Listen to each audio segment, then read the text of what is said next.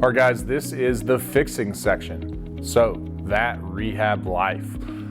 This is going to be the construction section. So with construction, this is going to be one of the biggest make or break in your flipping career process. This is going to be everything that you are going to do to get the job done quickly, efficiently, and profitably. So, how do you find a contractor? Do you do it yourself?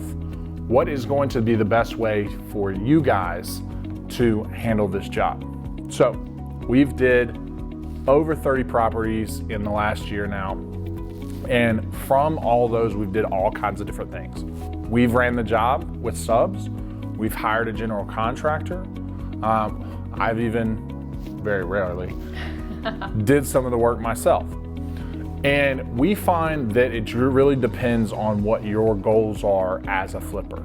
Are you wanting to be hands-on? Are you wanting to have the ability to not be as hands-on, but have some say? Or are you wanting no interaction, you just want the deal done and everything finished? So based on that is what's really gonna have you go in the direction of a contractor, subs, or yourself.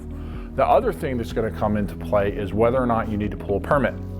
So with a permit, you wanna check the regulations in your area to see whether or not permitting is necessary and what part of it is necessary. So normally when you pull the walls apart, you need a rehab permit. If you're taking everything apart, you need a full permit. So if you need a permit, you're definitely gonna have to use a general contractor for that. So that's gonna kind of dictate that. So going back to our 3 different ways, we have chosen to where we like in the middle. So we like to have a general contractor that has some subs, but we also like to have a say in and make sure that the stuff is done, because there's always going to be an excuse from the general contractor. There's always going to be an excuse from the subs. You got to make sure that they're doing the work. So with the construction, you always want to have an upfront budget from the contractor. You always want to have a contract between you and the contractor. And a lot of times the contractor is going to want an upfront fee.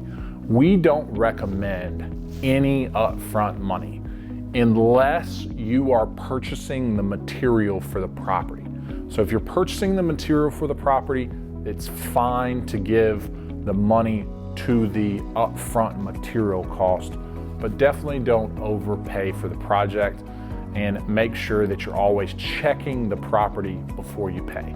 We like to do, if the work was done during the week, we pay the following Friday. It really helps regulate and track what we're doing. Anything else to add?